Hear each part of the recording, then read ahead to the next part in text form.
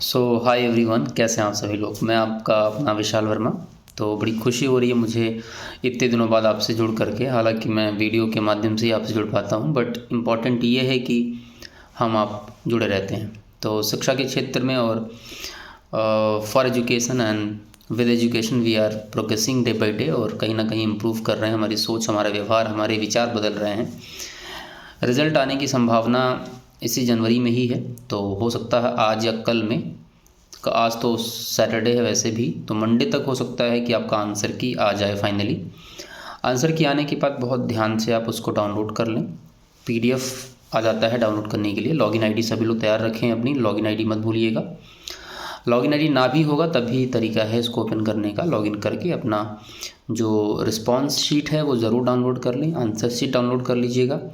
इसके बाद 1 to 1 आप मैच कर लीजिएगा। अगर कोई ऑब्जेक्शन है तो जिस बच्चे को लग रहा है कि उसके हिसाब से क्वेश्चन का आंसर कुछ और है और आंसर की में यूजीसी ने कुछ और आंसर दिया है, तो एक बार ज़रूर डिस्कस कर लें मुझसे, एक बारी दिखा दें मुझे। और अगर उसका कोई सपोर्टिंग डॉक्यूमेंट आपके पास अवेलेबल है जो करेक्ट आंसर को प्रूव कर सकता है, तो एक तरीके से म्यूचुअल डिस्कशन के बाद आप ज़रूर उसको चैलेंज करें। क्योंकि चैलेंज करने के पैसे लगते हैं, around 500 to 800 rupees to 1000 rupees charge करते हैं वो फॉर रीवैल्यूएशन एंड रीचेकिंग। वो पैसा रिफ़ंड हो जाता है अगर वो चैलेंज एक्सेप्टेड हो जाता है। तो ये बहुत ज़रूरी हो जाता है कि चैलेंज करने से पहले आपके पास बाकायदा प्रूफ हो to challenge that question, to make it correct, right, तो उसको सही करवाने के लिए। तो जब भी कोई क्वेश्चन चैलेंज करेंगे आप, तो ज़रूर मुझसे या किसी भी एजुकेटर से जिसको आपको लगता है कि वो आपको हेल्प कर सकता है, उससे डिस्कस ज़रूर कर लें, दिखा ज़रूर लें, इसके बाद चैलेंज करें। और दूसरी चीज़ ये है कि एक अब टाइम मिला है आपको एग्ज़ाम्स के बाद, तो इस टाइम को वेस्ट बिल्कुल भी ना करें। थोड़ा सा आपको टाइम मिला अपने आप को समझने और पढ़ने का, बीच में गैप मिला, तो अब फिर से अपनी तैयारी शुरू कर दें। पीएचडी के बहुत सारे एंट्रेंसेस हो रहे हैं, बहुत सारे बच्चों ने क्वालिफाई किया, बहुत सारे बच्चों का मैसेज मिला, तो मुझे बड़ी खुशी होती है व्यक्तिगत तौर पर। कई बच्चे असिस्टेंट प्रोफेसर में सेलेक्ट हुए, अभी कई बच्चों का रिज़ल्ट आया तो मुझे मैसेजेस मिले, और बड़ी प्रसन्नता है उन सभी के लिए। और आप सभी से भी कहता हूँ, जहाँ भी वैकेंसीज़ मिले पीएचडी के लिए तो एनरोल कर लीजिए, अप्लाई करिए। कोई ज़रूरी नहीं है कि आपके पास नेट जेआरएफ हो ही। Without net JRF you can crack your PhD entrance exam and get admission, right. Top institutes में या यूनिवर्सिटीज़ में आपको एडमिशन मिल सकता है।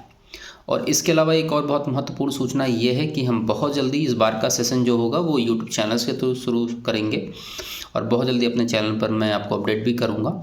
तो इस बार कॉमर्स के बच्चे, मैनेजमेंट के बच्चे अच्छे से तैयार रहें, जो पहली बार एग्ज़ाम देने जा रहे हैं या इनको लगता है उनका पेपर अच्छा नहीं हुआ, उनको रीअटेम्प्ट करना है, तो वो तैयार रहें।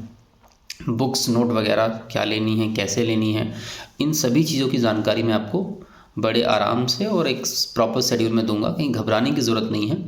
और मेरली 3 to 4 मंथ में आप अपने पूरा सिलेबस कवर कर लेंगे। और हो सकता है अगर सिचुएशन बहुत ज़्यादा गड़बड़ नहीं हुई, राइट, जो अगर ओमिक्रॉन या कोविड का केसेस बढ़ता भी है तब भी ऐसी सिचुएशन रहेगी, वो मिड टाइम में वो कंट्रोल कर लेंगे। तो जो प्रिपरेशन है एनटीए की एग्ज़ाम करवाने की, मुझे लगता है उस पर बहुत ज़्यादा प्रभाव नहीं पड़ेगा। तो अगला जो एग्ज़ाम है वो थोड़ा बहुत डिले होगा, लेकिन ज़्यादा डिले नहीं होगा। ऑन टाइम एग्ज़ाम होने के चांसेस हैं, तो हम तैयारी ऑन टाइम शुरू करेंगे बहुत जल्दी।